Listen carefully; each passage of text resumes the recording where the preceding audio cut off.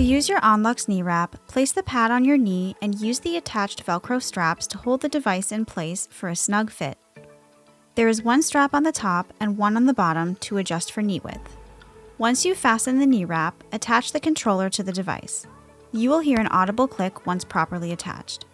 Now, press the On button located in the center of the controller. You will see a small green light appear indicating that it's on, along with an audible beep.